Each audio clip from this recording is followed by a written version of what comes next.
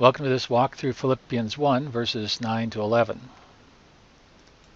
This is one sentence that I've divided up with the vertical lines according to the scanning that I describe in using the Enjoying Biblical Greek. So our first clause are just the first three words there. Kai tuta pros euchomai. So we have a verb, present tense form with its object.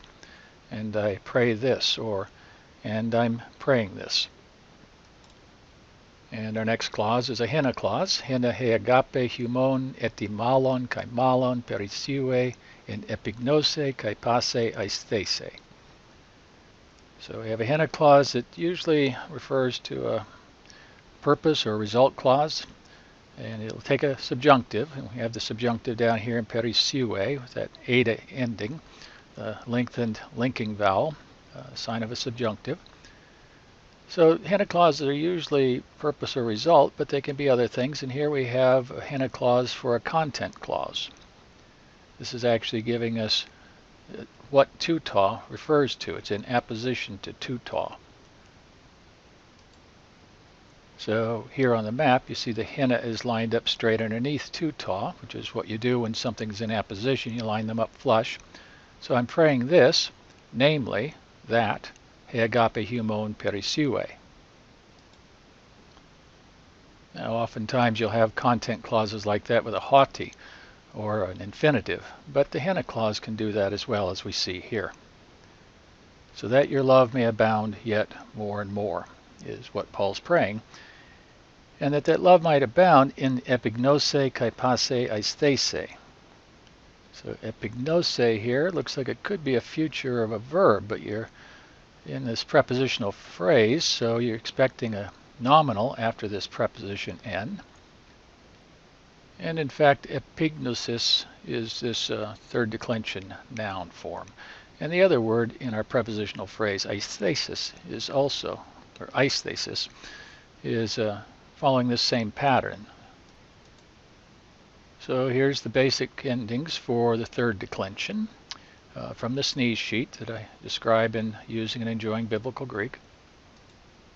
And our particular pattern is this shift from an iota to an epsilon stem ending. So you see the stem ending in iota in the nominative and accusative singular and epsilon elsewhere. And that'll cause some changes like this contraction over here. But in the dative singular, we just have the stem ending in epsilon and then the simple iota ending, which is our normal third declension dative singular ending, just added straight on. So that's simply paula plus e, the iota for the dative singular. So it's epignose with that iota there, and aisthese with the iota on the end there for the dative singular. Now epignosis means knowledge, and Danker's Concise Lexicon notes that it has the connotation of personal acquaintance or insight or perception. And Hellerman in the B&H volume puts it nicely, not primarily knowledge about something, but rather the kind of full or innate knowing that comes from experience or personal relationship. Aisthesis, on the other hand, means perception, and it can have the idea of discernment or insight. So putting that together here, Paul's praying that their love might abound more and more in knowledge and all discernment. Now, from what follows in this sentence, we see that Paul is not referring to some merely intellectual grasp on the truths of the faith. The subject of this clause is agape, so it's not the rational self itself. In the verse right before this, Paul mentioned sharing in the very splankna of Christ, the deep, visceral love and compassion of God. And now he prays that the Philippians will experience that love more and more.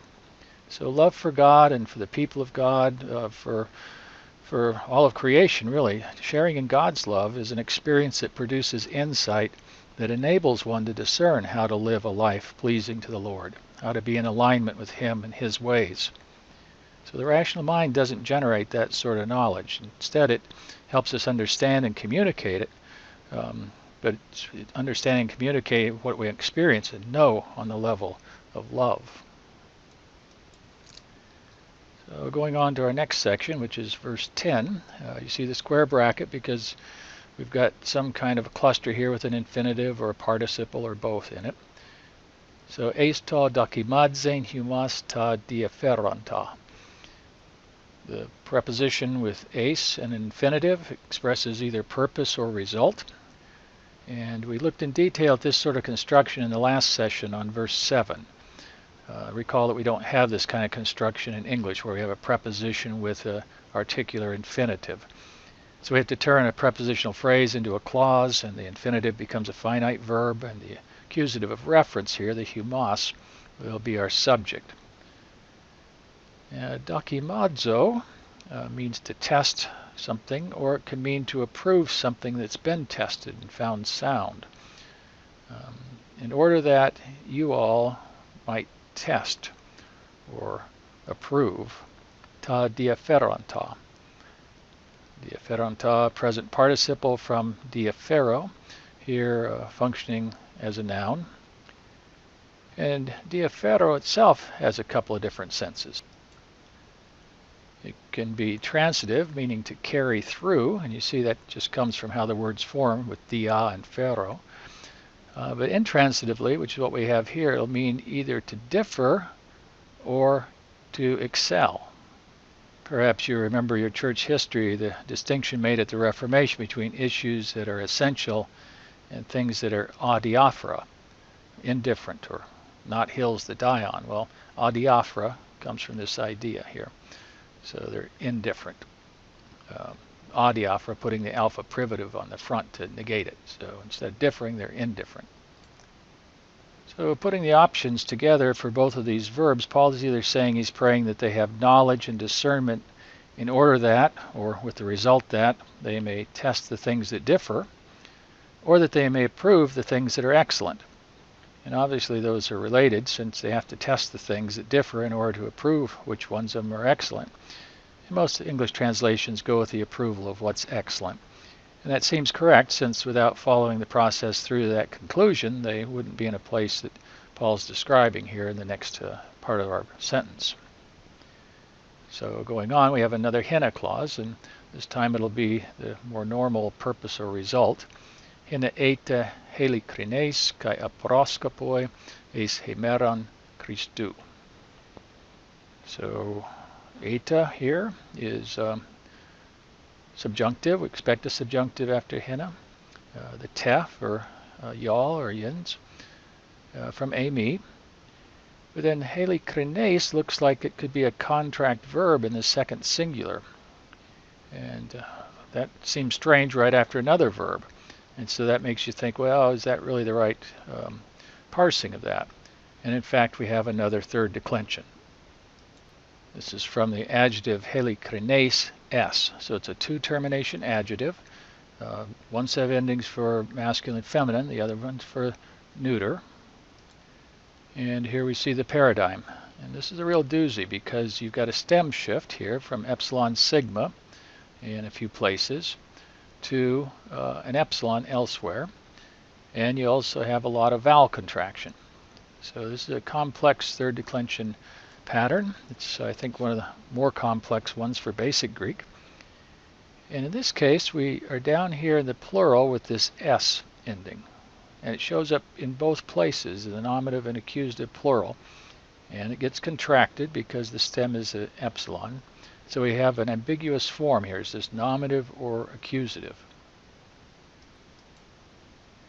Well, looking at our clause, right after the verb to be, we expect a nominative for a subject complement. So this is going to be a nominative. So that y'all might be helikrines, pure, and aproskopoi, without offense or blameless.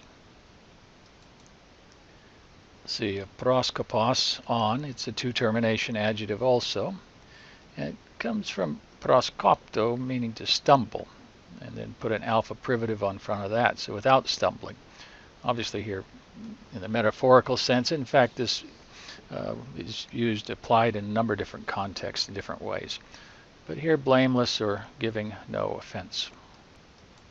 So you might be pure and giving no offense, eis hemeron Christou.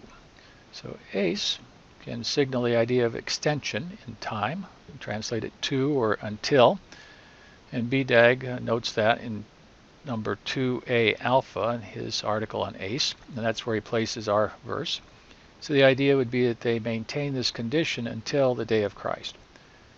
But several interpreters take ACE here as having a telic sense, in other words, signaling a goal. And that's actually the first meaning that BDAG takes on, but he doesn't list that as an option for a verb like a me. Gordon Fee, however, takes it that way, so let's see what he says. Since Paul has already used achri in verse 6 to express this reality in terms of until, and since in Ephesians 4:30 he uses ace with the day of redemption, which in that case is almost certainly telic, in other words, for the day of redemption, and Fee refers to his God's Empowering Presence book. That's most likely the sense here, contra bagged. In other words, the second edition, it's now BDAG.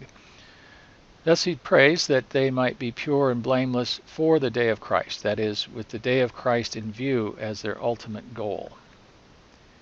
Now, the evidence that Fee cites here from verse 6 and then Ephesians 4:30 doesn't seem to really be enough to establish a norm in Paul's usage. So given the normal conditions for a telic sense that BDAG describes, it seems better to see that Paul is indeed praying that their love will have the discernment needed that they need to be pure and blameless until the day of Christ. Paul certainly lives in the light of the coming of the Lord, and we'll come to an extended passage about that in chapter 3, verses 7 to 14, where we see Paul's goal, which includes attaining to the resurrection of the dead in chapter 3, verse 11. And that's part of his goal or his mark that he pursues of the prize, which is the upward call of God in Christ Jesus in verse 14 of chapter 3. Here in chapter 1, verse 10, the context is about their love, sharing with Paul in the very splankna of Christ.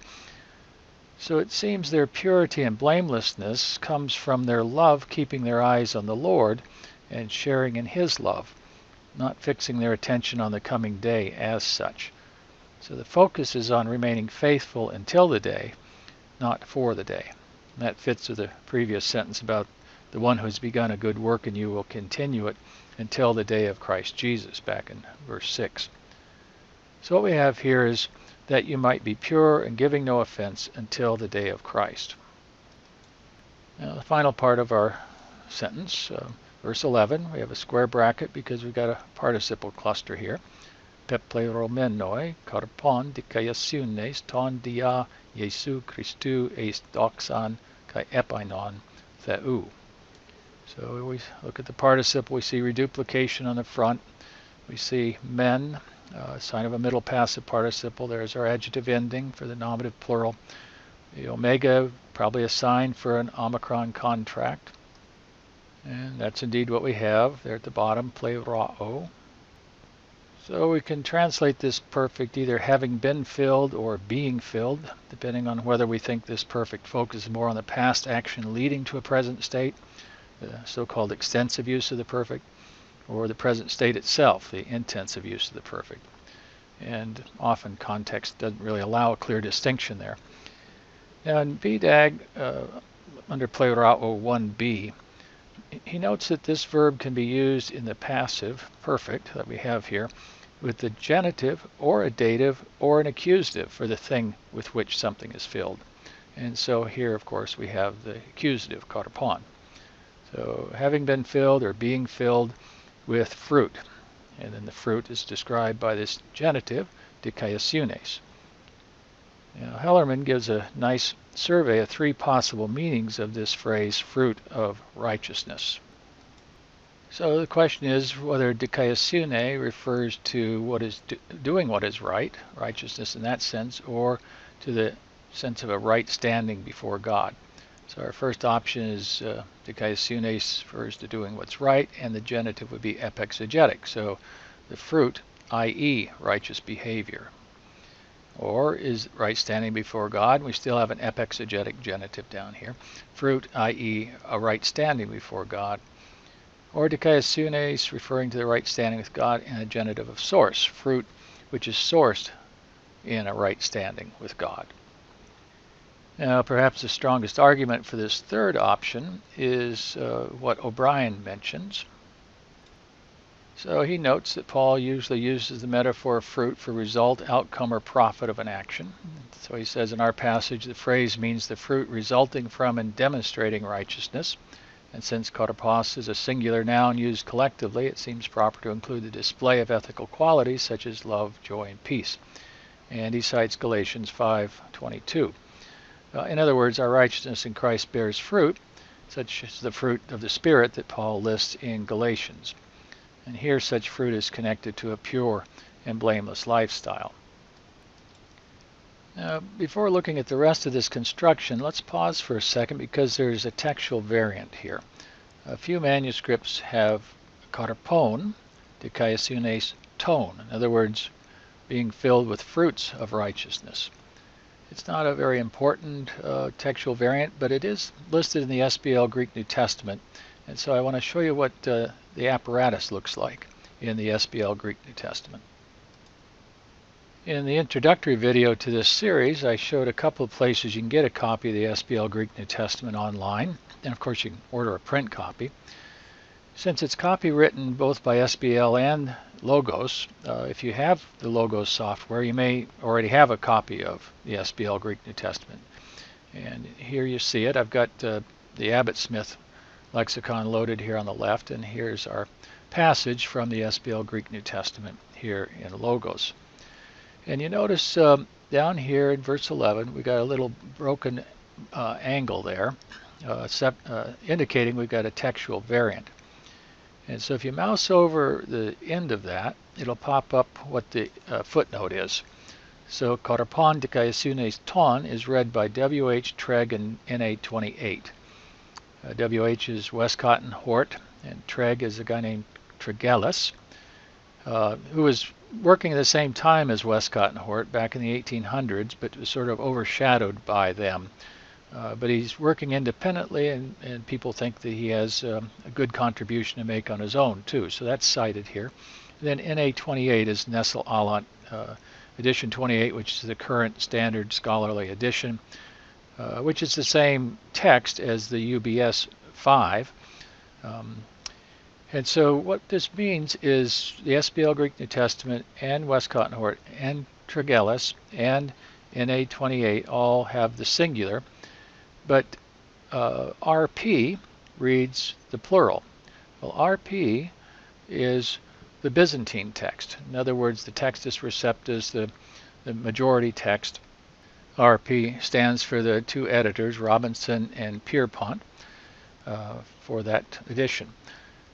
So that's how the apparatus works. You're not going to see the actual manuscript support like you will in NA28 and in a different way in the UBS 5.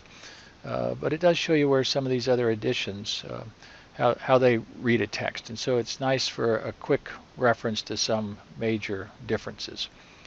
And as I said in the introductory video, I'll let us know wherever we have a major difference in the SBL Greek New Testament from NA28. So now let's look at this last little bit here. Ton dia Jesu Christou. It's modifying karpon like an adjective. You see the article there is connected this prepositional phrase with karpon, and dia with the genitive can signal means or instrument or agent, that through which something is done. So this fruit of righteousness comes through Jesus Christ, and Hellerman rightly notes he's the one source of all life and goodness.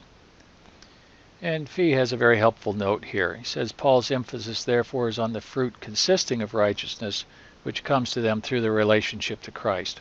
Had the article modified righteousness, then Paul would have unambiguously meant that righteousness itself, as a gift of right standing with God, came through Christ. Now obviously that's a major theme in Paul elsewhere, but as Fee goes on to say, but Paul's present emphasis is on Christian behavior, not on how one becomes related to God so as to produce such behavior. And I think that's well put and an important point. Now let's consider how this participle is functioning here. Being in the nominative, it could be a circumstantial participle modifying the hina clause. So let's see that in the map. If it's circumstantial, then it would be indented under the verb eta here. Since that would take us off the page, I have to have this little line draw symbol here. So that would signal a circumstantial use, so that you might be pure and blameless, being filled or having been filled with the fruit of righteousness. Now we could redo the map for the alternative, and this nominative would be in line with these other two nominatives here as a third subject complement, so that you might be A, helikrineis, B, aproskopoi, and C, pleiromenoi, karpon dikaiasunes, that you might be pure and blameless, and those who are filled or have been filled with the fruit of righteousness. Now looking at our final little cluster, we have this prepositional phrase, eis doxan kai epainon the ou, probably modifying this participle pleiromenoi, and most interpreters take the ou here as an objective genitive. Their being filled with the fruit of righteousness through Jesus Christ will result in glory and praise for God. But Hellerman summarizes Ruhmann's 7 arguments in his commentary in the Anchor Bible series for taking this as a subjective genitive. In other words, God's the one doing the praising and glorifying. And the one God's glorifying and praising are the Philippians. And one of the arguments is that while Paul uses doxa usually in reference to God, he can also use it for humans. And that's his normal use for epainos. And this interpretation actually fit the context pretty well, with Paul's emphasis on them persevering here. As Hellerman notes, Paul assures the Philippians that their countercultural gospel priorities, though dishonorable in the eyes of their pagan contemporaries, will receive their proper recognition at the day of Christ. So our sentence gives us a wonderful expression of Paul's concern and prayer for these Philippians, these folks that he loves so much and who love him so much, and he wants their love to abound, to grow and grow, and to overflowing with the splankna of Christ in all knowledge and discernment, so they can live lives that are pleasing to God with purity and blamelessness right up to the day of Christ. And so it's a call to persevere and to be lights shining in a dark world. It's a wonderful expression of the heart of Paul for these people and what his deepest desire is for them.